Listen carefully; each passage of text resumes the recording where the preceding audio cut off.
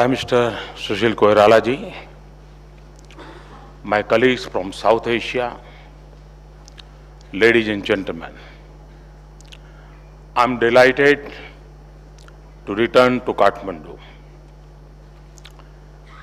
Koirala ji, congratulations on organizing an excellent summit. Thank you, Nepal, for your warm hospitality once again. Greetings to observer countries present here. This is my first SAARC summit, but this is the second time I'm meeting most of you together. I stepped in the office with the greetings of the entire world. But what moved me, dear colleagues, was your personal presence with the good wishes of 1/4 of the humanity. Because the future I dream for India is the future I wish for our entire region. The last summit was 3 years ago. Only 2 of us here were present in Adu. Even Prime Minister Sheikh Hasina has come here after her re-election. President Rajapaksa will soon go into one, and I wish him good luck. I especially welcome our newest colleague, President Ghani.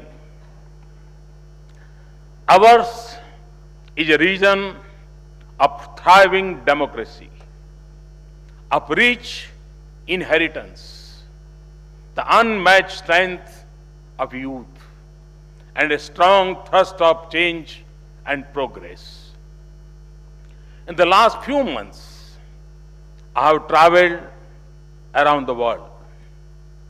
From the middle of the Pacific to the southern coast of Atlantic Ocean, I see a rising tide of integration. And negotiations on major trade agreements such as Regional Comprehensive Economic Partnership, the Trans-Pacific Partnership, and the Transatlantic Trade and Investment Partnership. Because the barriers of the boundaries inhibit progress, international partnership add speed to it. Because in the life of an individual or a nation, a good neighborhood is a universal aspiration. Where does South Asia wish to stand in this world? We all have to ask this question to ourselves. Nowhere in the world are collective efforts more urgent than in South Asia. And nowhere else is to so modest.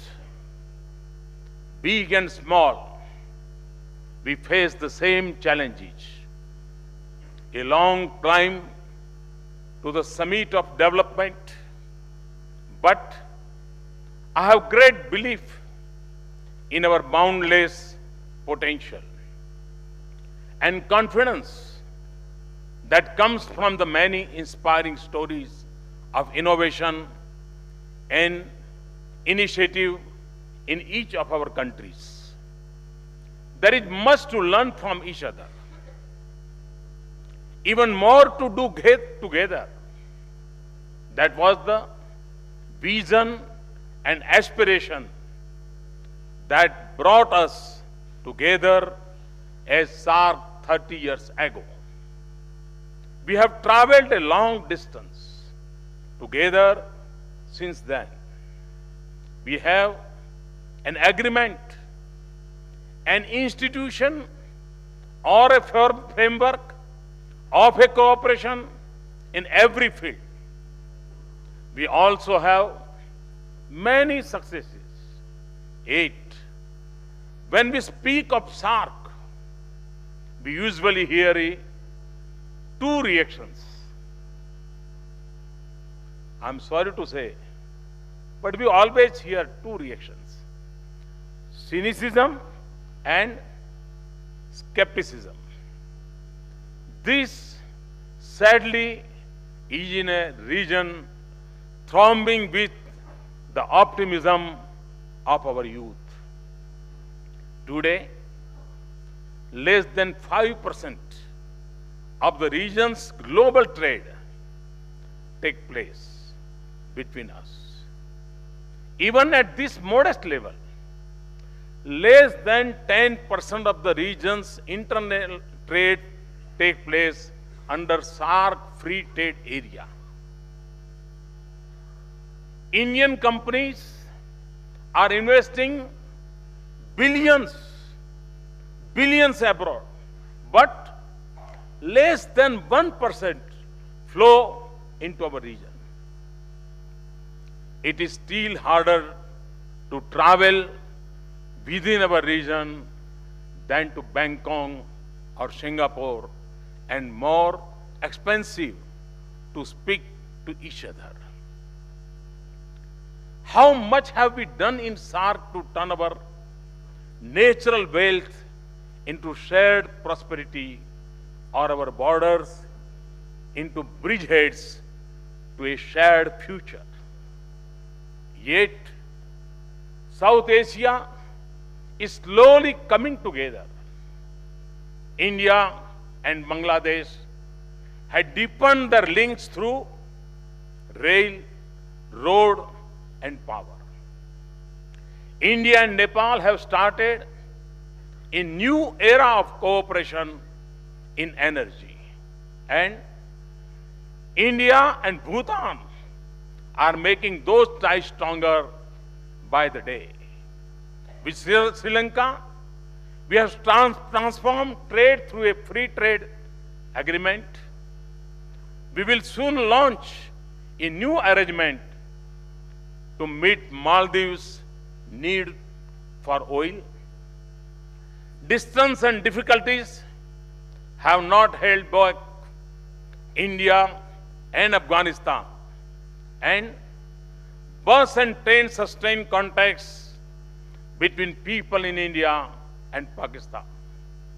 We have given 5 South Asian partners duty-free access to 99.7% of their goods, and are prepared to do more than.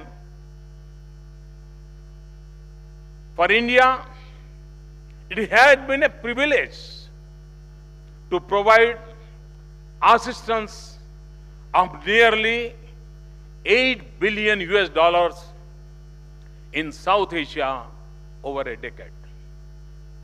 It may not seem a great amount in these times, but we are grateful for the opportunity to have made a difference to the lives of a few brothers and sisters in our region. Each of us has taken initiatives. However, as SAARC, we have failed to move with the speed that our people expect and want. Some argue that it is because of the region's development gap, but that should actually spur us to do more. Or is it because we are stuck behind the walls of our differences and hesitant to move out of the shadows of the past?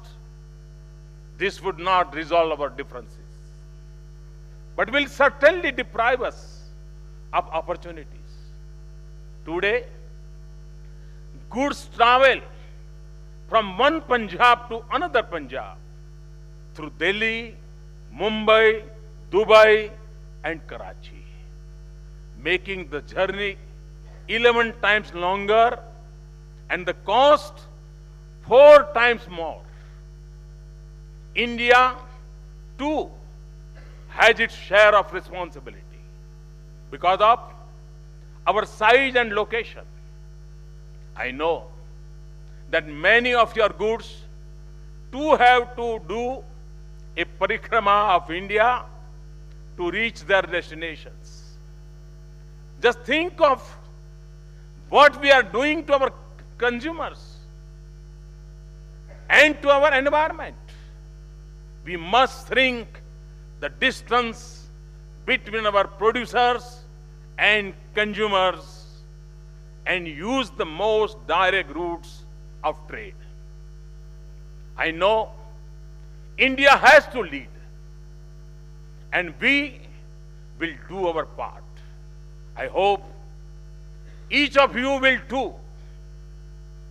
Infrastructure is our region's greatest weakness, and it is most pressing need. When I thought of coming to Kathmandu by road, it made many officials in India nervous because of the condition of the roads at the border. Infrastructure is my greatest priority in India, and also want to set up a special purpose facility in India to finance infrastructure projects in our region that enhance our connectivity and trade. We speak of ease of doing business in India. Let us extend this to our region. I promise to ensure that our facilities at the border will speed up, not slow down trade. Let us all make our procedures simple, our facilities better, our standards common, and our paperwork less burdensome. India will now give business visa for 3 to 5 years for SAARC countries. Let us make it even easier for our businesses through a SAARC business traveler card. Excellencies, India has a huge trade surplus with SAARC countries. I believe that this is neither right nor sustainable. We will address your concerns and give you a level playing field in India. But I encourage you to attract Indian investments to produce for the Indian market and create jobs for your youth. I also look to a future when your companies can easily raise funds in India for investments at home. And when we cross border industrial corridors, so that we can take advantage of the natural synergies and connect our lives in our border states. I also believe that if we can light up each other's towns and villages, we can build a brighter tomorrow for our region, or face a future when someone looks down at us from space and says that this is the world's darkest corner. Let us treat electricity as a commodity like any other that we invest and trade in. India will fully support this initiative in the region. We should also think with ambition to use solar energy, and microgrids to quickly provide clean power to villages across the region. Our relations become stronger. When we connect the lives of the ordinary citizens of our countries, that is why connectivity and services by rail and road are so important. We should also connect ourselves more by air. We will not only make a difference to the lives of our people, but also promote tourism in the region. We should use the strength of shared heritage and our diversity to encourage tourism within our region and present South Asia to the world. We could begin with the Buddhist circuit, but we do not have to stop there. As we seek to build bridges to prosperity, we must not lose sight of our responsibility to the millions living without hope.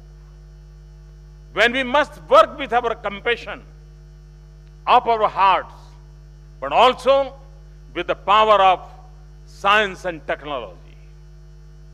In the area of health, India will meet the shortfall in funds to establish the SAARC Regional Supra-Reference Laboratory for TB and HIV. We offer the 5-in-1 vaccines for the children of South Asia. We will support monitoring and surveillance of polio-free countries and provide vaccines where it might reappear. And for those coming to India for medical treatment, India will provide immediate medical visa and one attendant. Information technology has removed all barriers to quality education. India is prepared to connect our South Asian students through online courses and e-libraries. When we set up India's National Knowledge Network, we will be happy to extend it to the SAARC region. The dream of a South Asian university has become a reality in New Delhi. But to be truly South Asian, it must also have a partnership with at least one university in each SAARC country.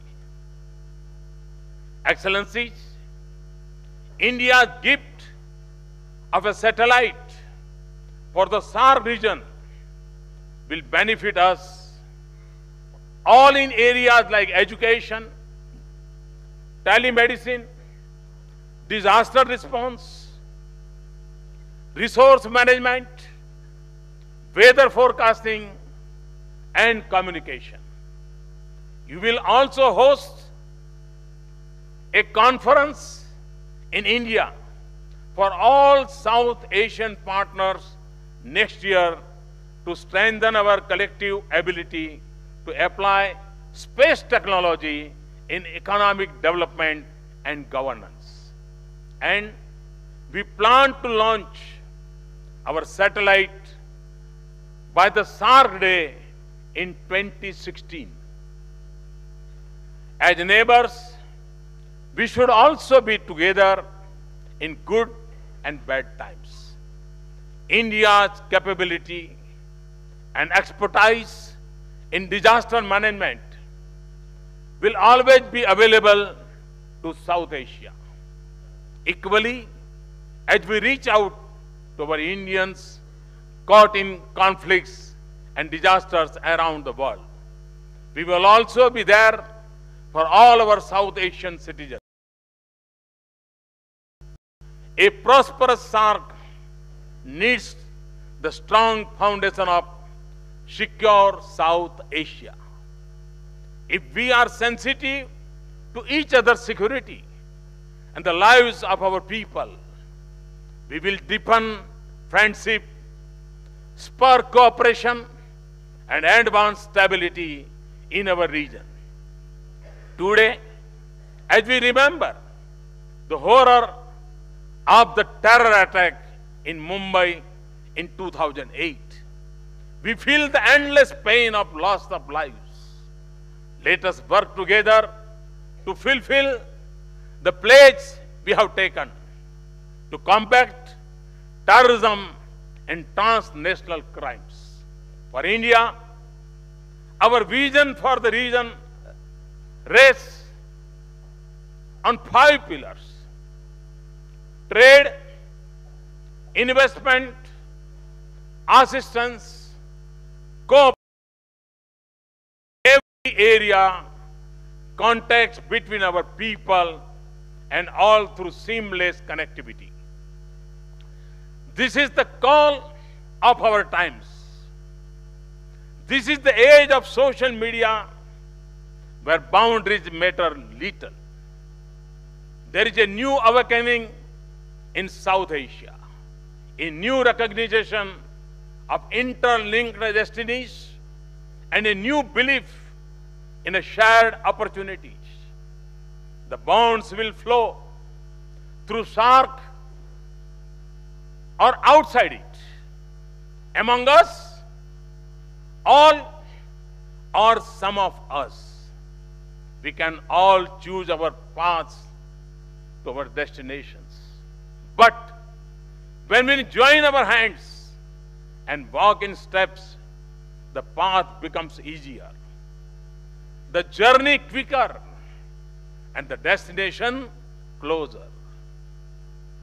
मैं कभी कभी कहता हूं कि हम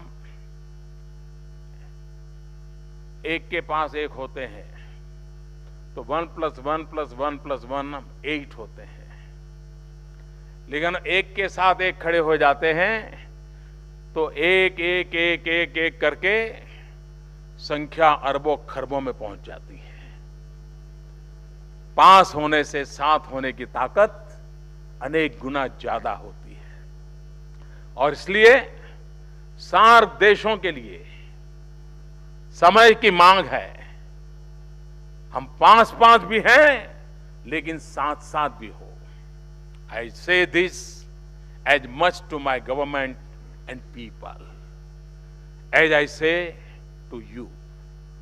We are meeting in the lap of Himalaya, which has nurtured us through the ages. Today, it is calling us to act. Let us work to change cynicism into optimism. Let us turn South Asia of flowering hope into rich field of peace and prosperity. Thank you very much. Thanks a lot.